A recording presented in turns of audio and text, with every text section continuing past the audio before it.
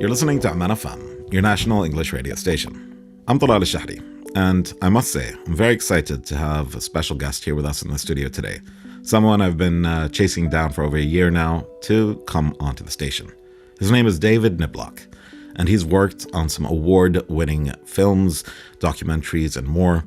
He's a director, a producer, a journalist, hailing from Ireland. And he's now moved here to the Sultanate of Oman. He's worked across many conflict zones. He has films and documentaries that were nominated for some of the biggest awards in filmmaking. And he's worked with some of the biggest names, BBC, Al Jazeera, Channel 4, and so much more. I want to really get into the depths of who David Niblock is and to showcase him today here on Oman FM. Again, welcome. What a pleasure. What an honor to have you, Mr. Niblock. Thank you, Talal. That's quite an introduction. I hope I can live up to it. Oh, my God. Since the first moment I met you, I think it took me a minute and a half of you talking before I was like, can we interview you? You know, we've been trying to get you down ever since, but you're a busy man. You're retired now. Is that correct? It's funny because I don't consider myself retired, but when I step back and look at who and what I am now, I think the answer might be yes. Although I'm training to be a dive master. Yes, you are. So I'm going to keep something going, but I'm retired from filmmaking. That's for sure. So before we get into your becoming a dive master, let's turn it back. Before you're a filmmaker, let's start with where you were born and where you moved to, and then your foray into the world of journalism. So let's start at the very beginning. I am Irish, and I was born in what a lot of people call Northern Ireland. I don't like to think of it as Northern Ireland. I don't wave my political flags too highly, but I'll discuss it with friends. I believe in United Ireland, and most of my family don't. So they're very British. But I'm an Irish. I'm an Irish Northern Irishman, and But that's an interesting thing, because that means that from the very beginning I was exposed to conflict. You know, from childhood onwards, I was experiencing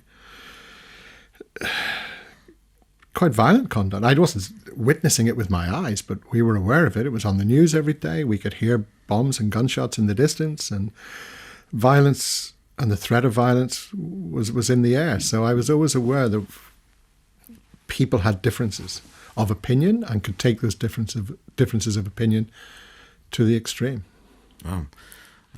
That is quite an interesting start there, because obviously this must have affected your career trajectory. If you feel like you were raised around this, it was almost, I would say, normalcy to your life. That I would say, looking back on it, it definitely did. At the time, I probably didn't think. I wouldn't say it guided me into it. Like I was actually going to do something very different. I was going to be a pilot.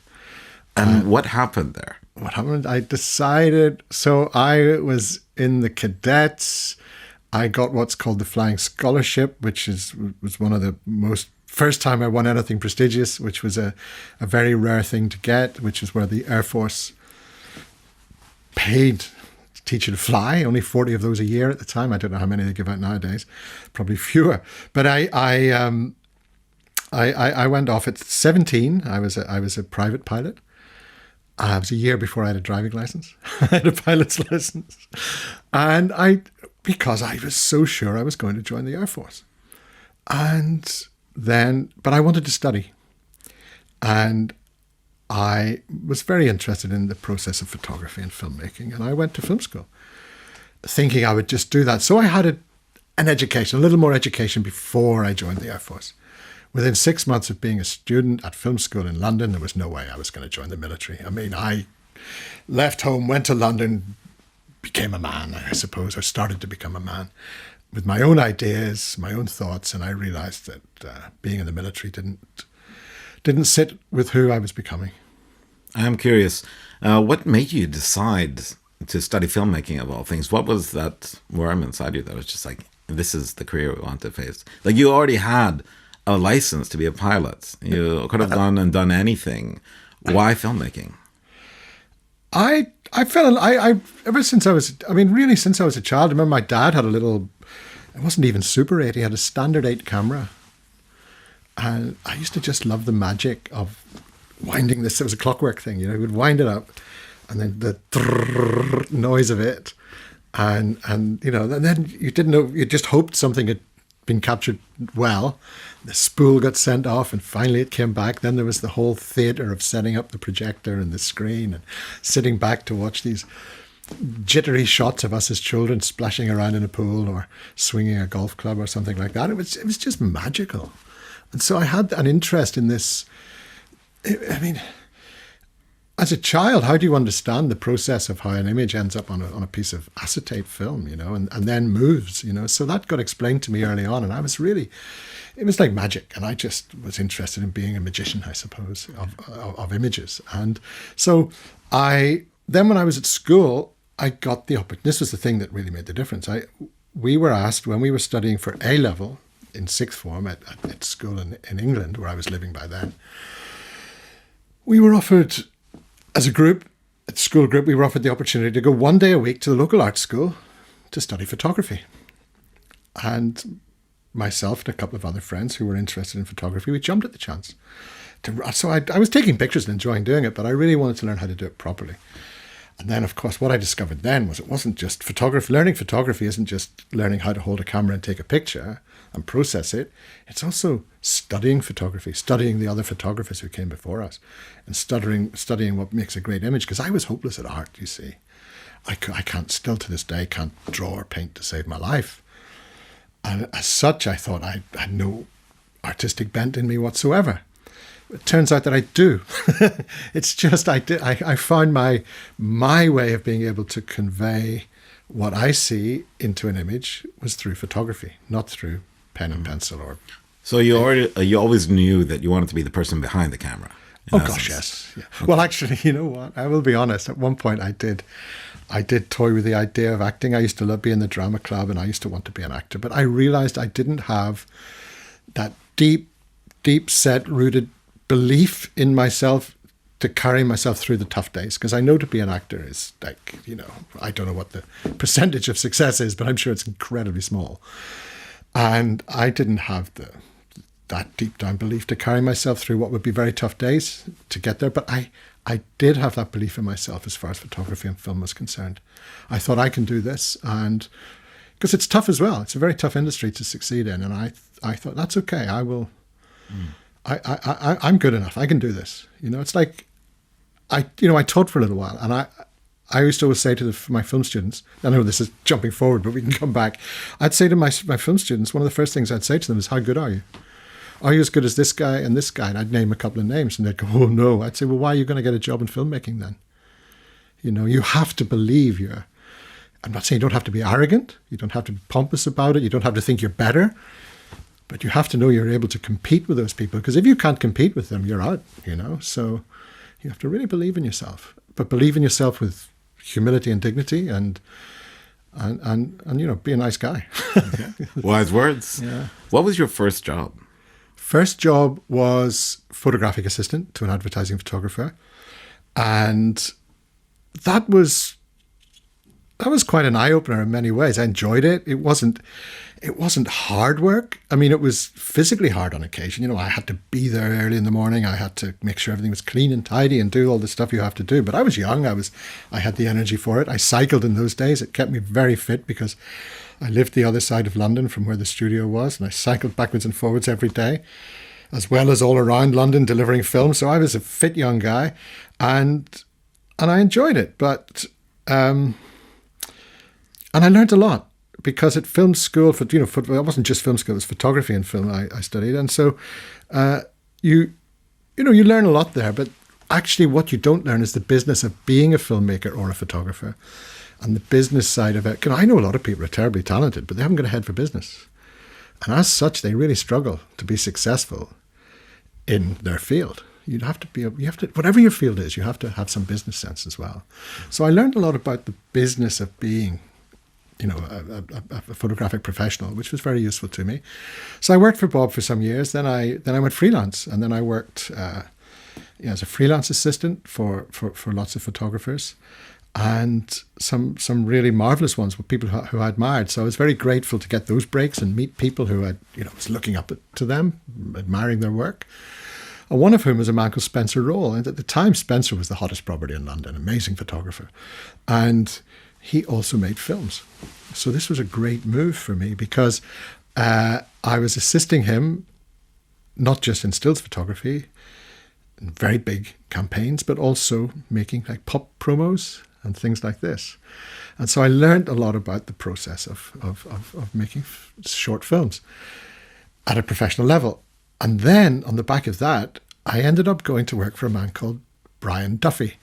Again, on a freelance basis, but I worked with him a lot. Now, Brian Duffy probably doesn't mean much to you, but he was he was simply known as Duffy.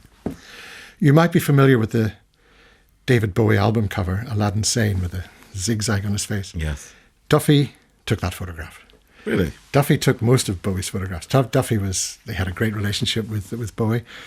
And because he'd been a photographer who became a filmmaker, and knowing that I was a photographer who wanted to become a filmmaker, he was very supportive to me. And I had a great relationship with Duffy. He was very hard to work for. Sadly he's gone now, but he was a very, very, very, not a difficult man to work for, but a tough man to work for. He's demanding. But I've always thrived working for people who want it right, because I want it right. There's no point doing mediocre work. So that was the crossover for me. That got me away from stills and into filmmaking. Away from your freelancing roles, how did you enter the actual journalistic area or sector? When did you start working with the media organizations that... Well, in the early 90s, there was a little bit of an expansion in television in the UK, and sort of cable and satellite began as well. So there was a demand for content, which was great for young people like me who needed work, because, that meant that cameramen were busy, and I stopped being a photographic assistant and became a camera assistant. I was assisting cameramen, and there was a lot of it was magazine type work. A lot of it was very arts based, and I enjoyed it because I was very much into the arts. And while I was doing this, as much as I was enjoying it, I really was longing for slightly more gritty work. I've always wanted, and I think this goes back to what you were asking me before about my journey beginning in Belfast, was that I wanted to, I hate using the term, but it kind of does encapsulate it. I wanted to do things that matter. I wanted, like you can make a great story about some artistic thing, which is lovely, and I don't want to take anything away from that. But at the end of the day, that's not really helping someone in peril. It's not making someone's life better. And I thought, there's so much injustice out there. There's so many terrible things happen. I want to be involved in that. I grew up watching, and the films that inspired me when I was younger were I watched an amazing series on British television called The World at War. I used to watch it every Sunday with my father. My father and I are close, very close now. He's 92 years old, and we are so close. But when I was growing up, we weren't so close. Not just because we had different interests. I was never short of love from him, but we just saw the world through different lenses.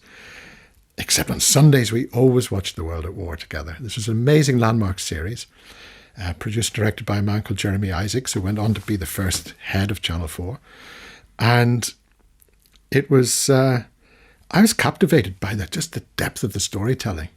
You'd hear things about the war, but this was the real storytelling about what. And then I was also a child, like becoming a teenager. I was being very informed by the news that was coming from Vietnam. The Vietnam war was in full swing then, and it's commonly called the first televised war. So I was seeing this phenomenal footage that we're all familiar with now, of the napalm and the terrible stuff we've seen, the poor girl that was on fire and all of those things, the man being shot in the head. And I felt I want to be involved telling stories with that level of gravitas, But why? I think because first of all, what I'd seen and witnessed in Ireland as a child, I'd felt a lot of it was, I witnessed suffering that shouldn't have been there. I witnessed biased news coverage. And I'm not saying that I'm not going to support one side or the other of the conflict, but certainly the news coverage I used to see certainly did. And I used to want things to be, more objective than they were. And I realized from an early age that everyone has a story. No matter how right or wrong somebody's actions might seem to another person, they have a reason for doing it, and maybe we can stop bad people or people we consider to be bad doing bad things by understanding them and asking why they're doing it, rather than just carrying on the fight. Because the fight will go on forever if you want to fight. You can't kill an idea. But you can begin to understand an idea. You can begin to absorb an idea and adapt to it and find a common ground where you don't need to fight any longer. That's possible. But somehow, people don't have the patience for that. They just want to fight. And that saddens me terribly, but that's what I've witnessed. And I'd say that's true of nearly every conflict that I've ever been to. So you've now made the decision. You want to go towards this kind of work, the grittier things, as you say. What was the first step you took? How did you get into that world? I don't know if I've got a short answer to that, Talal, to be honest with you. Because one has to work, but one thing I did do was I would get offered jobs that I knew weren't taking me in the direction I wanted to be. I was lucky at the time. I was in a relationship at the time with a woman who's still a very, very close friend of mine. We weren't married, but we were together for nearly 10 years. And she is now a very top film producer making really good films. And she understood where I wanted to go and I understood where she wanted to go. And we supported one another. And there were times when her name's Julia, and there were times when I said, I've been offered this job, but it's just another hand-to-mouth job. This is not going to take me anywhere in my career. And she said, fine, don't do it. Because I realized one thing film industry likes to do too is pigeonhole you very quickly. You'll very soon become the person who's known for making coffee videos or soft drink videos or something else. You won't be the person that's known for delivering the hard-edged work that I was looking to do. So I held out for it and I pushed for it. And I went to see people. I used to go to a thing called the Sheffield Documentary Festival, which is a very successful festival, still runs in Sheffield in the UK. And I would just make sure I rubbed shoulders with the right people. I'm quite a good networker. I used to be. And just because I wouldn't go and push myself, I'd just meet people and talk with them and just try and be friendly and get people to like me and feel they wanted to work with me. Shared my passion for the things that I had passion for. And luckily I met a few of the right people who brought me onto their projects. And one of the earliest, because I was sad, I thought, I've missed out. I've missed out on my Vietnam because the first Gulf War had come along. And a lot of people I knew had gone out and done coverage of it. I didn't have the bravery to do that at all. And I didn't have a background to do it at that point. I was mostly involved in arts documentaries. And I would hear stories from my friends who came back from it. And the first thing I realized is it wasn't as difficult to go out there to do it as I thought. I'm not saying it was easy to be on the ground there. It was obviously very difficult. But you could actually get into that. And But I would hear their stories and I'd think, well, they're very traumatic stories, but I wish that I'd been telling them as well. But I thought, well, it's too late. Obviously I was too young for Vietnam. Now I've missed Gulf War. But then Gulf War II came along. So I went to Kirkuk with a man who's now become a good friend, an Iraqi Kurd, who'd had to flee Iraq because as a young man, the Mukhabarat had pinned allegations against him and one thing and another, and he fled. After the fall of Saddam, he was able to go back. And I went with him to document his journey back to see his family, who he hadn't seen for a very long time. His father had died, but he wanted to get back to see his mother. Before we arrived back, his mother died. I mean, this was heartbreaking. Suddenly you're working with somebody who's going through the kind of tragedies that you don't want to go through yourself. Did you document that trip? Yes.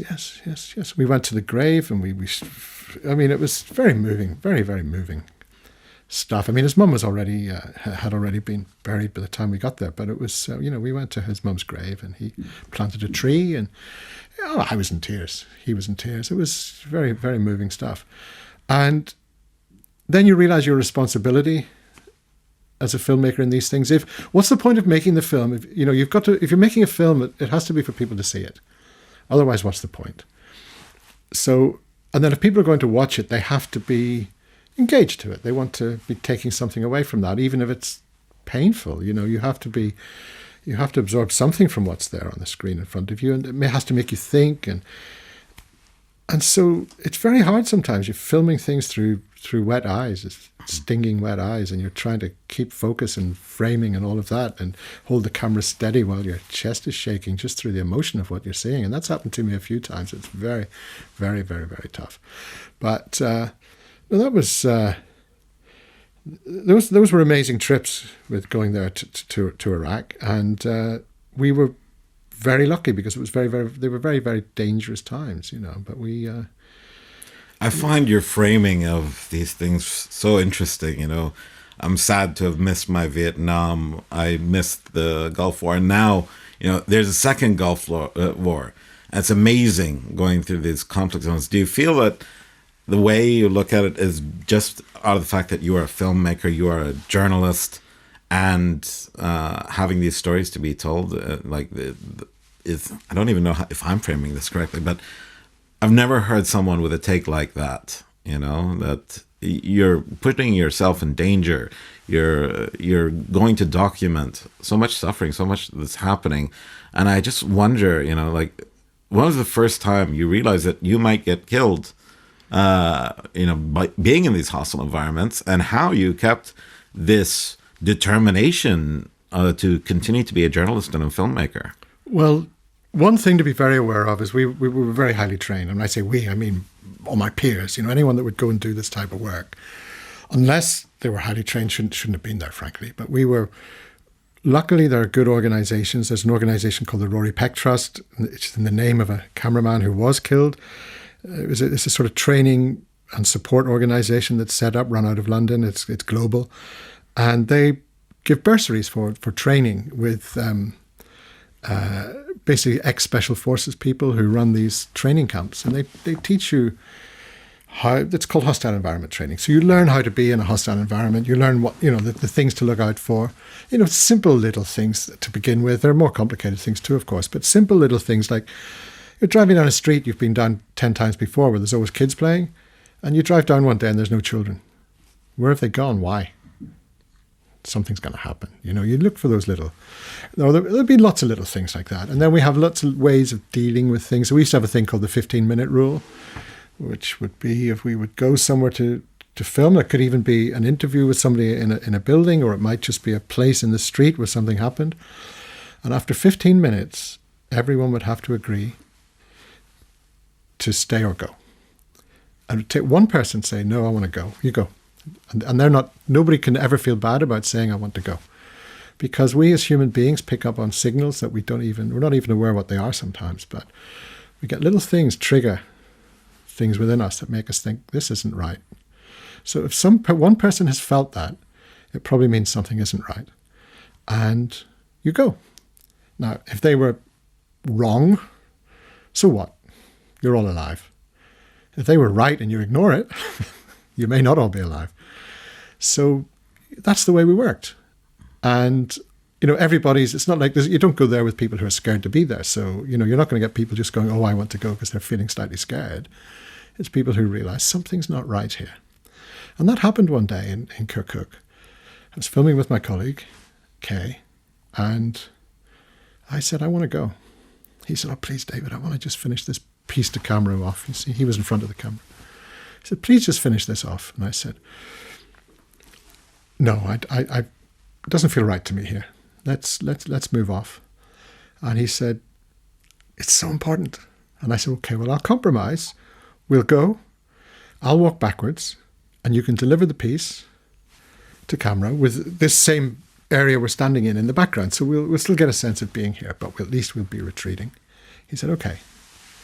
He agreed to that. So we're filming, and I'm walking backwards, and he was delivering his piece to camera, and the gunfire broke out exactly where we'd been. And I remember just looking at me, and it was just this feeling of, wow. I don't know what I spotted. It was a feeling. It wasn't I didn't see something. I just felt something has changed in the air, and that happens. Speaking of feeling, what is the feeling you get when you're in a place where there's gunfire, where you hear bombs dropping, where you hear the screams and yells of people? What is there a numbness? Is there fear? Are you focused? What's happening inside David? Excuse me laughing. I'm not laughing. It's because it's a lot of emotions go on at those times. And of course there's fear, but you have to put your fear away, because when you're scared, you don't necessarily it affects your judgment. Likewise, you shouldn't be brave, because that affects your judgment. You have to resort to your training. And that doesn't mean pulling a manual out of your pocket, but the things you've been through, you go into your muscle memory. And so, for example, we were taught to recognize different calibers of weapons, the sound of different calibers of weapons, from heavy artillery down to pistol fire. So you would know, you might hear something and you'd think, oh, I can hear some gunfire. You think, yeah, but that's 5 kilometers away. And that's light artillery. That's not going to reach us. So there's something going on over there. Let's investigate what it is later. Maybe there's a story. Or you hear something and you think, oh my goodness, that's a wee bit too close for comfort. Then you back off. So, and it's important to stay calm like that. Now, I'm a bit of a hothead. Anybody that knows me knows that. I can, especially in a, in a cafe discussion, I might get a little bit heated to get my point across. But in a crisis situation, I'm one of the calmest guys in the room. And I think it's just my training that kicks in. Because in those moments, you know that when things depend on yourself being calm, then you are calm. One is, you just have to get it right. So, but I've had some pretty scary ones. I remember one time again in Kirkuk, we were driving towards a police checkpoint. We weren't slowing down. I mean, we were slowed down. We were doing about, 2 or 3 kilometers an hour approaching the checkpoint. But we had the pass in our window that we got from the US Army that allowed us to be in a vehicle, because there was a curfew on vehicles. If you didn't have one of these army passes, they were suspicious. So we were approaching this checkpoint, Iraqi police checkpoint, and this man was shouting, and my colleagues around, we were in 2 cars, we were in a convoy, there was one car behind and the car I was in. The car behind was my bodyguards. And we were heavily armed, I should also say, which is never a good thing as a journalist, but we couldn't have done it without being protected like that. So we had cars full of weapons, although we never took them out. And we were driving towards this checkpoint, and this policeman shouted and shouted. The next thing, he just pulled up his rifle, and he shot straight at us. And I was in the passenger seat of the car at the front, approaching this man. I was not much further away from him than I am from you. Wow. Maybe 3 times the distance. And he just pointed his rifle and he went, and it just, I guess it shot just above the car. And I'd heard a lot of gunfire in my life, but I'd never heard a weapon fired towards me before directly. It's a different sound. And that was chilling. Before I knew it, everybody in the second car had come running forward down the sides, and they jumped on him and took him down. This armed policeman. Because he was being, I don't know, I think he just didn't understand the situation. And then other policemen came in and it was all okay. We got it resolved. Do you maybe sometimes get PTSD from this moment? Or not from that particular one, but I'm not going to lie, I do have mild PTSD. And that's not so much it's not related to things like explosions and weapons fire and things like that, but it's to the human tragedy I've seen. And I must ask, actually, on this point, something that I've been wondering about when witnessing tragedy as a filmmaker, as a journalist, when someone's suffering in front of you, at what point do you make the distinction between keep on filming or put the camera down and intervene? I'm very curious. When there's nobody else can help would be my time of putting the camera down. Some people would never put the camera down. Other people would never film it. I think if you don't get some image, you don't have a story to take out to people who can bring about change. If not for that person, but at least for others. I think when one goes to these theatres of tragedy, that's your responsibility, is to bring the story back as fairly as possible. So you have to capture it. You have to get something of it. But you don't have to turn it into a pornography of tragedy. It doesn't have to be this. It doesn't have to be as brutal, because the chances are that the worst stuff one will ever film will not be broadcast anyway, because there's only the powers that be decide what's palatable and what isn't. So my personal ethic was always to try and show, if it was a painful situation, is to capture as much of the pain as possible in a way that it can be broadcast. And then if I'm the only person there, I have to do that very quickly, and then I would help the person. And not that happened very often, if at all. And I was always with other people.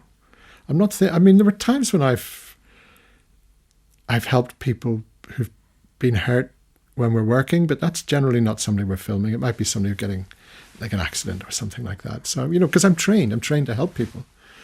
But Talal, I'll tell you the thing that probably lives with me the hardest. I'll never forget this. I'll never forget this moment. We were in southern Sudan, what's now called southern Sudan. It was, or South Sudan. It was southern Sudan in those days. It was when Sudan was one country. And we were filming with tribal people. And these nomadic tribal people, they had nothing. It was like the things I'd seen in comic books when I was a child. The men wore grass skirts, they carried a spear, they had scars on their faces, and they had a cow. This was their possessions. They lived in mud houses. It was the most primal kind of living. And the amazing thing is they were really well educated, and a lot of them spoke English. And we would sit down in the evening and chat, and they would... And I realized, and that was a real telling moment as well, because then it was in those moments that I realized we're all the same. We're all the same. It doesn't matter what colour or length our hair is or how we dress. We're the same. These guys we'd sit around the fire on the logs at the end of the day, and they would talk about the problem they were having with their girlfriend or their wife or their worries for the children or that. And I'd close my eyes, I'd think this is like sitting in a pub in London, listening to my mates having their problems, And these are tribes guys with spears sitting in the desert, We just all are the same. We have the same problems in life, whatever our wealth, whatever our experience, whatever our education. And the time came to leave that village, and we were airdropped in, and the aircraft came in to take us out again. And it was a small transport aircraft, so everything's being loaded into the back, and the little door, it's a high wing. It's just important to know that. So the high wing, so I walked in under the wing to get in the side of the aircraft, and the wheel was there as well next to the door. And there was a girl sitting next to the wheel, like sort of to prevent the plane moving, if you like. So she was sitting next to the wheel. And she was all but a living skeleton. There was no meat on her whatsoever. And just looking at her, one knew she didn't have very long to live. And standing next to her was her mother. And her mother was pleading with me to save her daughter's life. There was absolutely nothing I could do. I turned, because I was with MSF, Médecins Sans Frontières. I turned to the MSF people. I said, look, because we were taking some people with us who needed medical help. So I turned, I said, look, we can squeeze one more in this plane. We can squeeze this girl in. Let's take her. And the MSF people said, oh, sorry, David, but she doesn't have very long. She has AIDS. And I said, how do you know she's got AIDS? And they said, her mother thinks she has, I can't remember the name of the disease now. There was a very common disease going around at the time, which was a body-wasting disease, which was curable with a very painful injection that killed the virus, and people apparently recovered quite, Bilharzia, something like that. They recovered quite quickly. And they said, she doesn't have that. This girl, we know this girl, she's been tested for everything, and we can't find any of those, she's not coming up with any of those things that would normally make her like this. The only thing that's left is AIDS. So we believe she has AIDS. We can't cure that, and with our resources, and we can't do anything to help her, and she has weeks. And the mother was still pleading with me. And I had to turn my back on the mother because I couldn't speak with her. I couldn't reason with her. And the mother doesn't know I'm not a doctor. She just thinks we're all doctors. And I had to turn my back on her and climb into the plane. And I hate myself for that. But what else could I do? I mean, really, if you want the definition of helplessness, there it is. I've never felt so helpless. And I've always been somebody to help people. It was horrible. It was horrible. That sounds so. And many people might wonder what it feels like in those moments. And we're very lucky to live in a very safe country here, but there's so much happening. And what kept you going after a moment like that? What made you go back to these conflict zones after seeing things like this? How did it change? Because the stories don't go away, Talal, you know, and the stories, there's always another story to tell. There's always another child that's losing a parent, or a parent who's losing a child, and that shouldn't be. And I want that to end. And I know I can't make it end. But, you know, if you turn your back on it, if you don't tell the story, it doesn't stop it going on. It carries on at a higher pace. And, you know, I don't know whether you want to include this in this interview, but this was something that ISIS or Daesh realized, I know very early on, was you need to control the message. Because up until ISIS came along, we could go, and I say we, I mean myself and my peers as filmmakers, journalists, we could go into theatres of war, identify ourselves as press, and be reasonably safe. I know people who worked on conflict in the Balkans and crossed from one side to the other on a daily basis. You know, they were talking to both sides of the conflict. And everyone trusted them that they were telling the story. And some amazing films came out of that period. And I was lucky to be able to do that. I've been to places where people ultimately, people would look at me like, what's this guy doing here? Because I'm obviously not from that country, and they're thinking, this guy shouldn't be here. And, is he a spy? Is he an American spy? Is he this? Is he that? But they'd realized, no, you're a journalist, and you're here to tell the truth, and that's useful. But ISIS, they didn't want that. They wanted to control the message. And I remember people thinking back home, when I say back home, I mean in the UK where I was living, they thought that the wars in the region in Syria, they thought they were dying down and going away, and that things were becoming calmer. They didn't realize things were actually getting worse. And that's just all down to not seeing it broadcast on the news or in documentaries. It's gone away. The reason it went away was it was too dangerous for us to go and do it. We couldn't get insurance to go and do it. We became the target. As you'll know, many journalists were beheaded on camera. Some of them were my friends and colleagues. And there was no way I was going back to that. I was prepared to take risk up to a point, but not when I'm the target, the actual target. And so that was why I kept going back when I could, was because it's important that when horrible things are happening, we need it up there. We need people to know it's happening, and then we can do something about it, hopefully. As horrible as it is to know that people are trying to kill you, I do have one funny story of being under fire. I was working with a man who went on to become an MP in the United Kingdom, a man called Bob Stewart, who was he'd risen to fame as a UN commander he was a colonel in the British Army, and he was a commander in Bosnia and stood up. I mean, very famously stood up to some bad things that were going on. And by this stage, he was a civilian, and we went to Basra to make a documentary for Channel 4. And it was just me and him. And we were in the tank park. And then suddenly we came under fire. Because this was during the war, obviously. And we came under fire, and there was shell fire landing around us. And, we had a bunch of British Army tank guys around us, and Bob and myself. And well-trained, everybody, we hit the deck, and we crawled under tanks. So there was me, I think, and two other guys under one tank, and Bob and another couple of guys under another tank next to us. And I'd left the camera out in the sand. It was just sitting out there. And we're lying there, and the smoke was rising up around us. And I thought, but this is why we're here. I've got to capture some of this. So I set off with like a commando crawl. Now, I'm not the fittest guy on earth, but I set off like a commando crawl across the sand, waiting for this British Army sergeant to yell at me and say, "What do you think you're doing? Get back here." Nobody said a word. And I got out there, I got to the camera, which was sitting in this sort of beanbag type of thing. It's not really, it is a beanbag, sitting in this sort of beanbag thing that we would use to support the camera. And so, but I wanted to keep my head low, naturally. So I swiveled the camera around to where Bob was. I put it on wide angle because I didn't want to have to focus and everything very tightly. So because he had a radio mic, so I knew I could record his voice. So I swung the camera around to the tank where Bob was. I was some meters away, 20 meters away or something. And I just called out to him. I said, "Bob, tell us what's going on."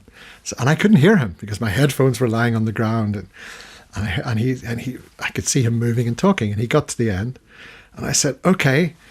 And you know how it's like. You do things twice and then you can cut them together and shorten it down. And what you'll probably do with me after this interview. So I said, I zoomed in on him. I got my eye to the eyepiece. I made sure he was in focus. And I said, "Okay, Bob, deliver it one more time." And he said something again. Again, I had no idea what he said. Later on, when I went back to our base and I played back the footage, he was lying there and he said, "We've just come under attack. I'm in this tank park in Iraq. We've come under attack. And, well, I'm a bit worried, actually, because..."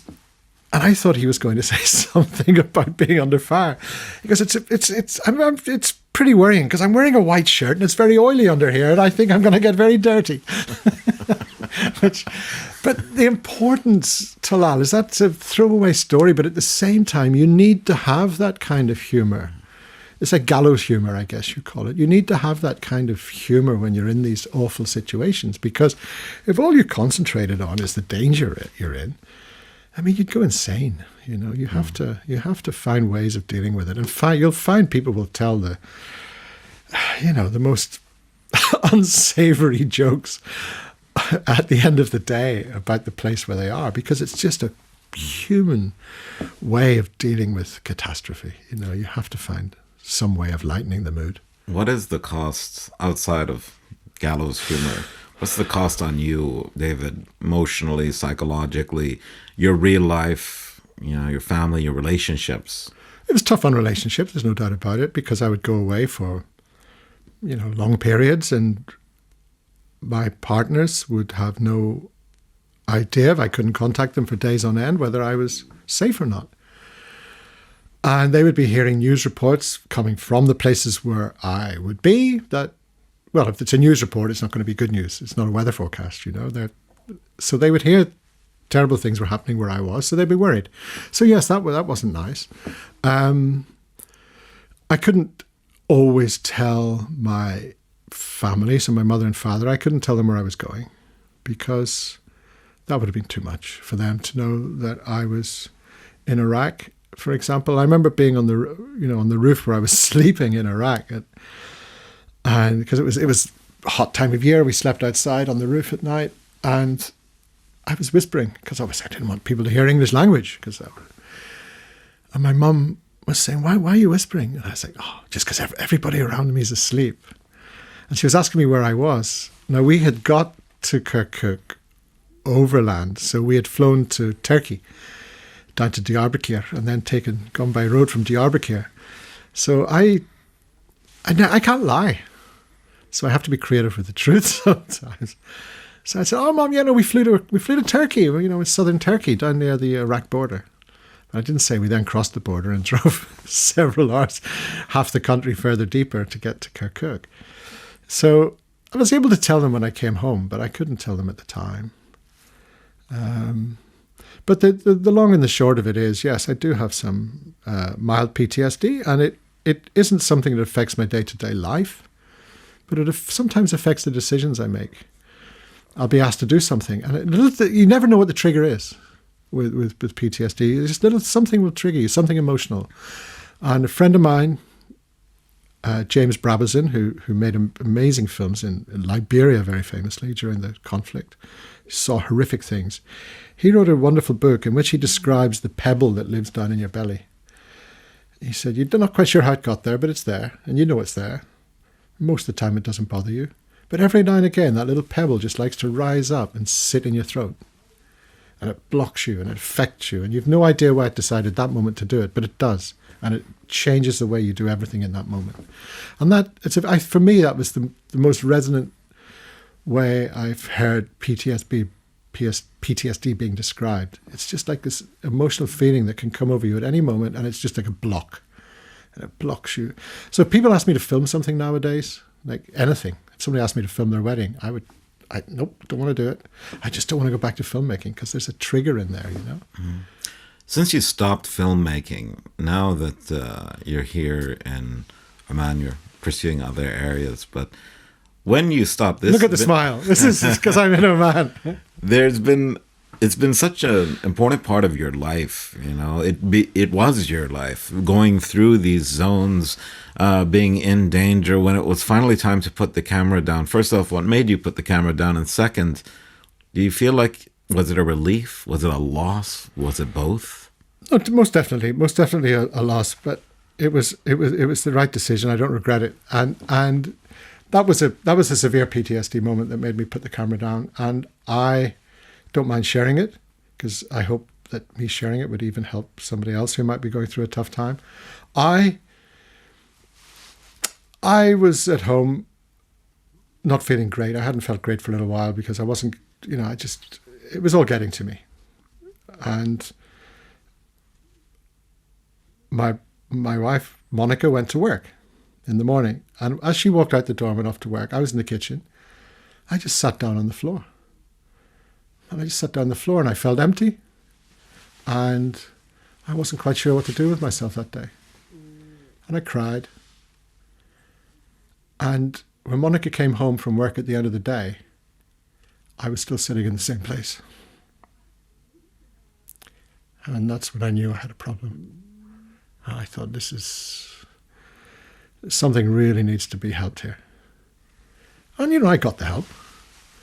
I'd already had lots of psychotherapy over the years because, that's how you do deal with trauma. I recommend it to everybody. It's a fantastic thing. And when that happened, I thought, I can't go back to it. I really can't go back to doing what I used to do.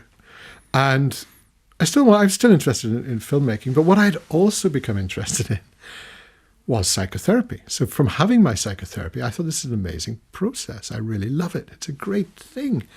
I want to become a therapist in later life. And in those moments, I thought, you know what, David, you're reaching later life. It's time to get on with it. So I began training as a psychotherapist. And I did my first year, which is a foundation year. And it went well, and I was really enjoying it.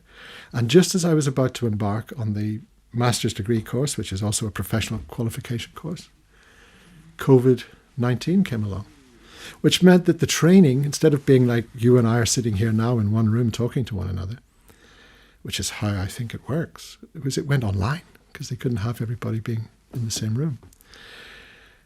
And I thought, I can't do that at the beginning of my training. I could do it maybe if I was in year 3, I could maybe adapt to it, but I don't want to start my job. So I'll put it on hold for a year.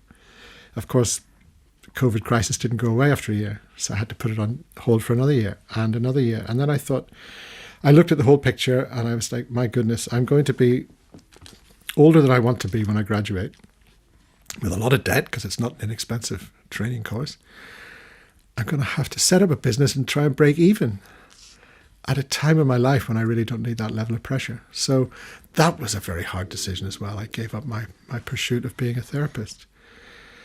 But actually, it turns out it was not a bad thing, because shortly after that, Monica was offered a job here and a good position here in Oman, which we jumped at. We really wanted to do it. So we've come out here and we're building our life forward now, based in Muscat, and we're loving it. It's a special place. Wonderful people. I spent a lot of time in various other parts of the Gulf, but there's nowhere like Oman. It's marvellous.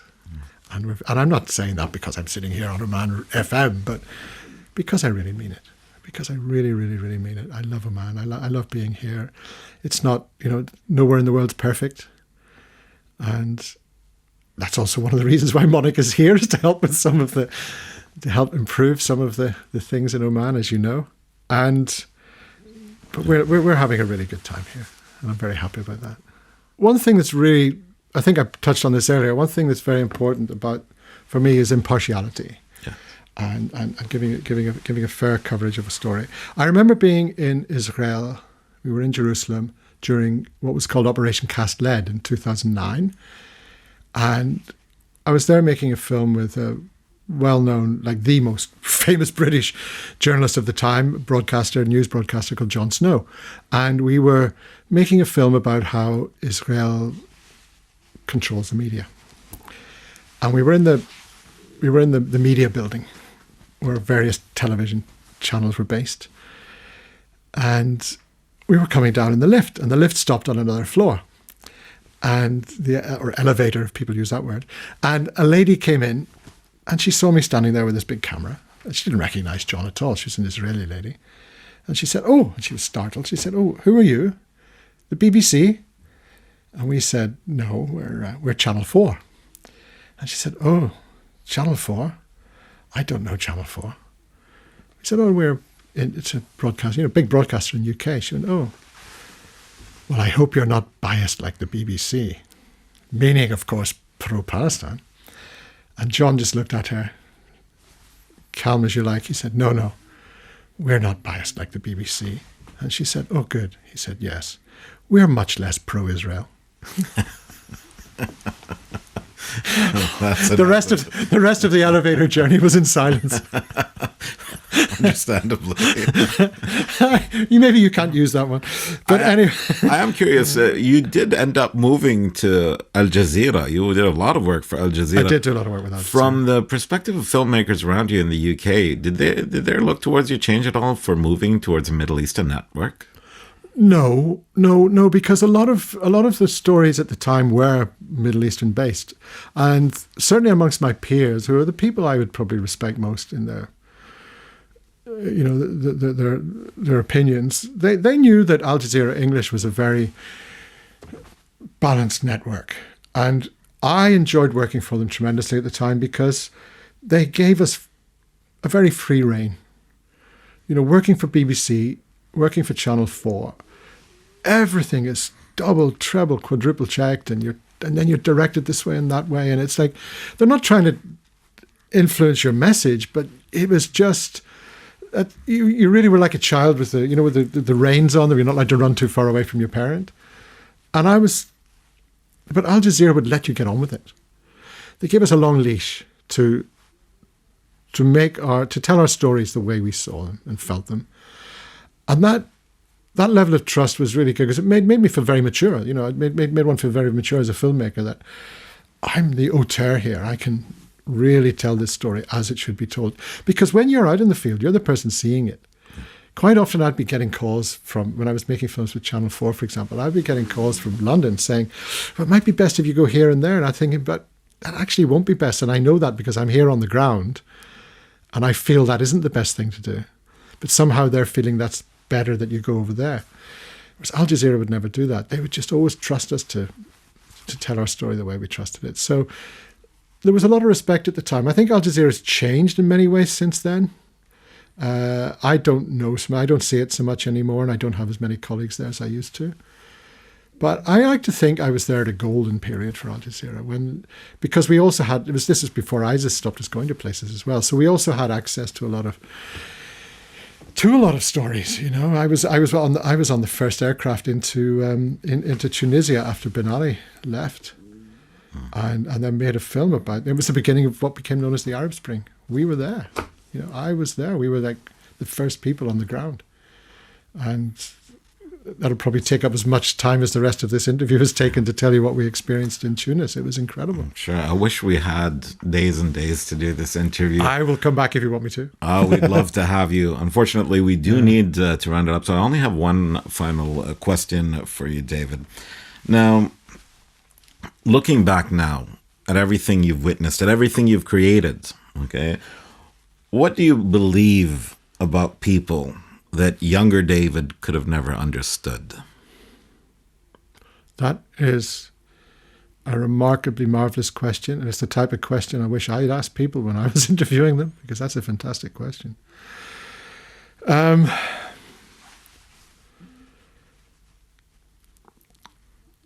I don't know if I can answer that, but what I can say is I wish that I had been a little more level-headed when I was younger. I wish I was a little more level-headed now. I have always admired and respect people who can maintain dignity no matter what the situation. And I think that's when people listen to you, is when you speak with authority and you give people dignity, no matter whether you agree with them or not.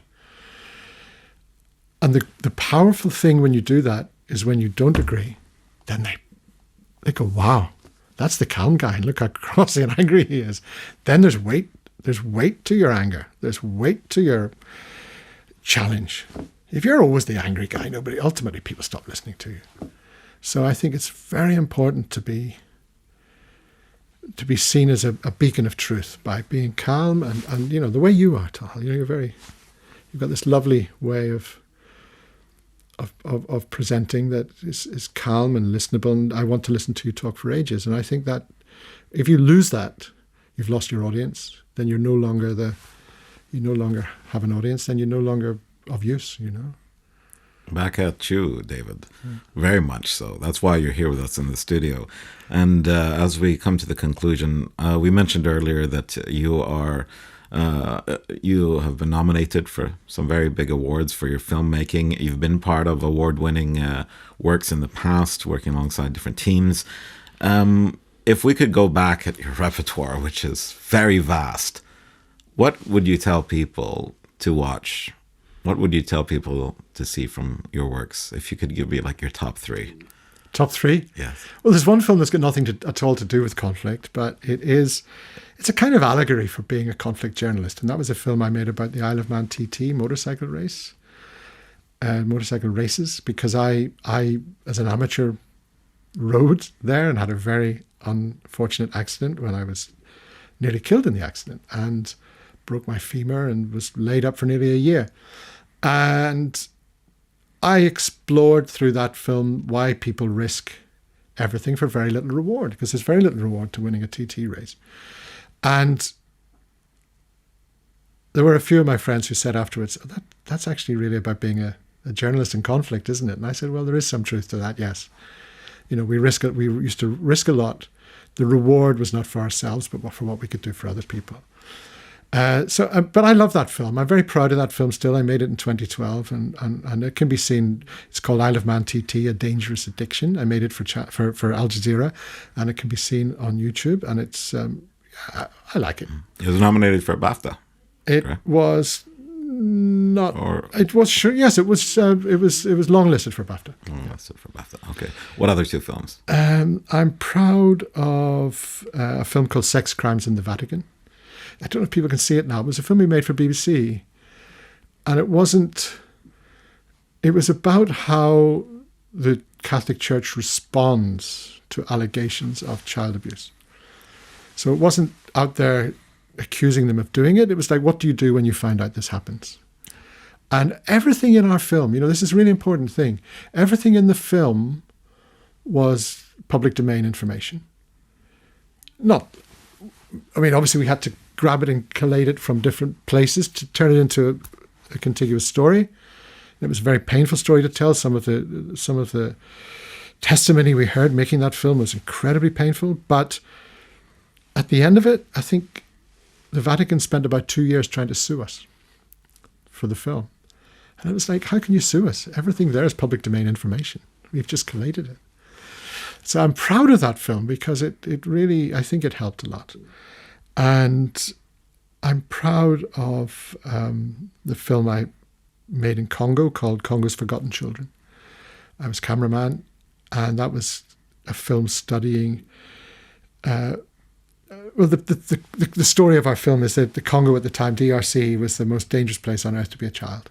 We urge our listeners to continue to stay up to date with what's happening in the world and to check out some of your works, Mr. Niblock. There's so much more to be said for sure.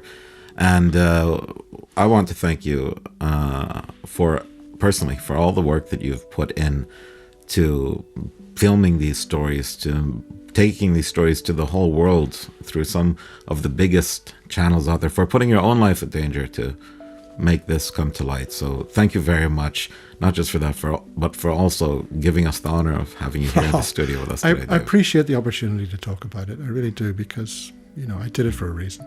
I can't wait to have you back, David. Thanks, Talal. David Niblock over there, a award-nominated filmmaker. He's been part of many teams that have made incredible works across Africa, the Middle East, and so much more.